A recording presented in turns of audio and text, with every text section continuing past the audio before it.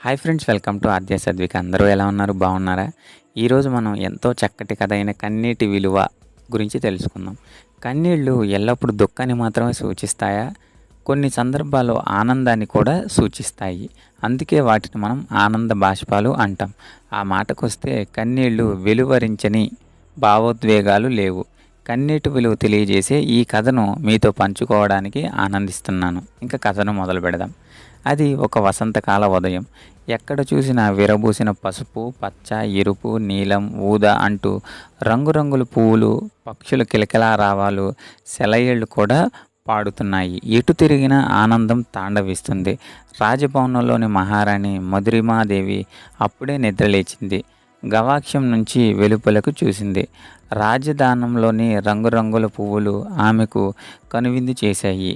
వీణలు విందుగా, కోయల పాట, పక్షుల కిలకిలారావాలు వినిపించాయి. ఆమె హృదయం ఆనందంతో ఉప్పొంగింది. అప్పుడే అక్కడికి వచ్చిన మహారాజుతో, ఈరోజు మనం వనవిహారానికి వెళ్ళి అక్కడ వనోత్సాహం జరుపుకుందాం అన్నది రాణి మధురిమాదేవి ఉత్సాహంగా. రాజు మందహాసం చేసి, నువ్వు చెలికెత్తలతో కలిసి వెళ్ళు, నేను సాయంకాలానికి వచ్చి కలుసుకుంటాను అన్నాడు. రాణి చెలికత్తెలతో కలిసి సమీపంలో అడవిని చేరుకున్నది. అక్కడ సెలయేటిలో స్నానమాడి పువ్వులు కోసి మాలలు కట్టింది.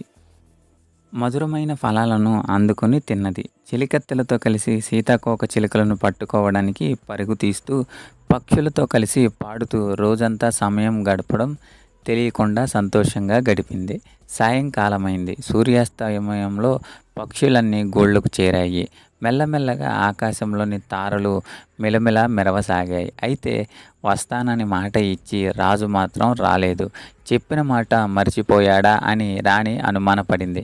ఆమె చెలికత్తెలతో కలిసి రాజభవనానికి తిరిగి వచ్చింది. వచ్చి రాగానే రాజుకు అడవిలో చూసిన విశేషాల గురించి చెప్పాలని రాణి ఉబలాట పడింది. కానీ రాజు అక్కడ లేడు. క్షణాలు నిమిషాలుగా, నిమిషాలు గంటలుగా గడిచిపోతున్నా రాజు జాడ కనపడలేదు. ఆకాశంలో చంద్రుడు ప్రకాశిస్తున్నాడు. రాజభవనం సమీపంలోనే రహదారులు నిర్మానుష్యంగా ఉన్నాయి. భవనంలో ఎలాంటి శబ్దము లేకుండా ప్రశాంతంగా, గంభీరంగా ఉన్నది. అప్పటికి రాజు రాకపోయేసరికి రాణి అసహనం ఆగ్రహంగా మారసాగింది. అర్ధరాత్రి సమయంలో అక్కడికి వచ్చిన రాజును చూసి, ఇంత ఆలస్యానికి కారణమేమిటి ప్రభు అని అడిగింది రాణి. ప్రజల బాధలు రాణి అన్నాడు రాజు. బాధలా అంటూ ఆశ్చర్యపోయింది రాణి. అవును, సమస్యలను పరిష్కరించి వాళ్ళ బాధలను పోగొట్టడం రాజుగా నా బాధ్యత కదా అన్నాడు రాజు. అందమైన రోజును బాధలు వింటూ వృధా చేశారా అంటూ గాఢంగా నిట్టూరించింది రాణి. రాజు మరేమీ మాట్లాడకుండా చిన్నగా నవ్వి ఊరుకున్నాడు. మరునాడు, ఆ మరుసటి రోజు అలానే జరిగింది. రాణి రోజంతా వనంలో గడిపినప్పటికీ రాజు అటుకేసి రాలేదు. దాంతో రాణికి అమితమైన ఆగ్రహం కలిగింది. సహనం కోల్పోయి, నీ రాజ్యంలో ఎందుకిన్ని బాధలు? వనాంతరంలోని ప్రశాంతత ఇక్కడ కొంచెమైనా కానరాదా? ఎక్కడ చూసినా ఏడుపులు, పెడబొబ్బులు. నాకిది భరించశక్యం కాలేదు. నేను సంతోషంగా ఉండాలి, ఎప్పుడు నవ్వుతూ ఉండాలి, అందరూ నవ్వుతూ కనిపించాలి అన్నది రాజుతో. అది సాధ్యం కాదు మధురిమ. మనం ఎంత ప్రయత్నించినా జీవితం అనేక కష్టాలు తప్పవు. వెలుగు చీకట్లు, సుఖదుఖాలు, నవ్వులు ఏడుపులు పడుగు పేకల్లా కలిసి పోతాయి. మనుషులన్నాక రెండిటిని ఎదుర్కోవాలి. ఒకదానిని పూర్తిగా బహిష్కరించడం సాధ్యం కాదు అన్నాడు రాజు. ప్రయత్నిస్తే సాధ్యం కానిది ఏదీ లేదు ప్రభు. మీరు ఈ రాజ్యానికి రాజు. కన్నీళ్లు కార్చే వాళ్ళని రాజ్యం నుంచి బహిష్కరిస్తామని ప్రకటించండి. ఆ తరువాత ఏడ్చే వాళ్ళంతా ఒక్కరూ ఉండరు అన్నది రాణి. ఆ మాటకు దిగ్భ్రాంతి చెందిన రాజు, రాజ్యానికి రాణివైన నువ్వు ప్రజలకు తల్లి లాంటి దానివి. నీ మనసులో ఇలాంటి కఠోరమైన, అసంబంధమైన కోరిక ఎలా కలిగింది అని అడిగాడు. ఇది నా కోరిక, నువ్వు నేను చెప్పినట్లు చెయ్యాలి అంతే అన్నది రాణి నిష్ఠూరంగా. చేస్తాను, కానీ నీ నిర్ణయానికి నువ్వు త్వరలో పశ్చాత్తాపపడగలవు, ఆలోచించుకో అని హెచ్చరించాడు రాజు. ఆ మాటకు రాణి హేళనగా నవ్వి అద్దం వైపు తిరిగి తన అందచందాలు చూసుకోసాగింది. రాజుగారి చాటింపు విని ప్రజలు దిగ్భ్రాంతి చెందారు. తమ కన్నీళ్లను సైతం దాచుకోమనే కఠినాత్ములెవరో తెలియక సతమతమయ్యారు. బాధలతో, కష్టాలలో, విషాదాలలో కన్నీరు కార్చకుండా ఎలా నవ్వగలరు? సంతోషాన్ని బలవంతంగా పట్టించగలరా? మరు రోజు నుంచే కన్నీళ్లు కార్చడంతో రాజ్య బహిష్కారానికి గురయ్యే వారి సంఖ్య పెరగసాగింది. ఋతువులు కాలచక్రం తిరగడంతో సంవత్సరం గడిచిపోయి మళ్ళీ వసంతం వచ్చింది. అరణ్యాలు నూతన శోభను సంతరించుకున్నాయి. కోయిలలు పాడసాగాయి. అయితే వాటన్నిటినీ చూసి ఆనందించే స్థితిలో రాణి లేదు. ఎందుకంటే ఆమె ఒక్కగానొక్క బిడ్డకు తీవ్రంగా జబ్బు చేసింది. ఆవేదనతో రాణిగారి గుండె బరువెక్కింది. ఆస్థాన వైద్యులే కాక రాజ్యంలో నలుమూలల నుంచి వైద్యులు వచ్చి చికిత్స చేసినప్పటికీ ఫలితం లేకుండా ఒకనాడు వేకువజామున యువరాజు శాశ్వతంగా కన్నుమూశాడు. రాణి మధురిమాదేవి కన్నీరు మున్నీరుగా ఏడ్చింది. ఇక తన జీవితంలో నవ్వు అనేదే లేకుండా పోతుందేమో అన్న పరిస్థితిగా ఏడ్చింది. మరునాడు రాజు రాణిని సభకు పిలిపించి, నీ ఆజ్ఞను నీవు అతిక్రమించావు, రాజ్య బహిష్కరణ శిక్షను నీవు అనుభవించాలి అన్నాడు.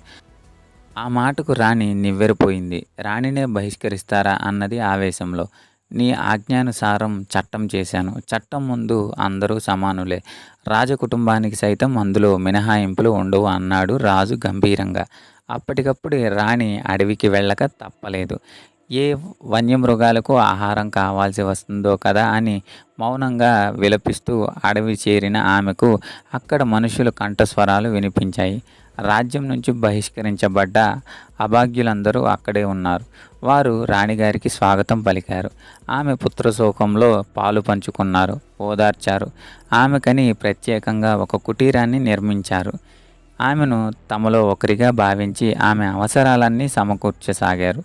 రోజులు గడిచే కొద్దీ అడవిలోని ప్రజలు రాణి పట్ల గౌరవంతో పాటు ప్రేమను పెంచుకున్నారు. తమ కష్టసుఖాలను ఆమెతో చెప్పుకోసాగారు. రాణి కూడా తన పాత వైభవాన్నంతా మరిచిపోయింది. ఆమెలోని అధికార దర్పం, అహంకారం మటుమాయమయ్యాయి. ప్రజలతో కలిసి పని పాటలు చేయసాగింది. తనకు నూతన జీవితాన్ని ప్రసాదించిన అక్కడి వారి పట్ల కృతజ్ఞత పెంచుకున్నది. ఆఖరికి ప్రజలు బాగోగులు చూసుకునే నిజమైన రాణిగా తల్లి మనసును సంతరించుకున్నది. ఒకనాటి ఉదయం వేళ రాజు బంగారు రథంలో వచ్చి అక్కడ దిగాడు. చుట్టుపక్కల కలయి చూస్తే రాణి ఆరోగ్యం బాగాలేని బిడ్డను ఆప్యాయంగా తడుతూ కనిపించింది. బిడ్డ రాణి చేతులను పట్టుకుని ఉన్నది. ఆమె కళ్ళ నిండా నీళ్లు. రాజును చూడగానే ఆమె తల వంచి నమస్కరించింది. మధురిమ కన్నీటి విలువ ఇప్పుడు తెలిసి వచ్చింది కదా అని అడిగాడు రాజు మృదువుగా. తెలుసుకున్నాను ప్రభు అన్నది రాణి వినయంగా. మరి ఇంకేం, బహిష్కరించబడ్డ ప్రజలందరితో పాటు నువ్వు వెంటనే రాజధానికి బయలుదేరవచ్చు కదా అన్నాడు రాజు గంభీరంగా. ఈరోజు ఈ కథతో ముగించి రేపటికి మరొక కథతో కలుద్దాం. మీ సపోర్ట్ని నాకు లైక్, షేర్ అండ్ సబ్స్క్రైబ్తో తెలియజేయగలరు. వీడియో నచ్చినట్లయితే స్క్రీన్ మీద కనపడుతున్న క్యూఆర్ కోడ్కి 2 రూపీస్ని డొనేట్ చేయగలరు. Thank you.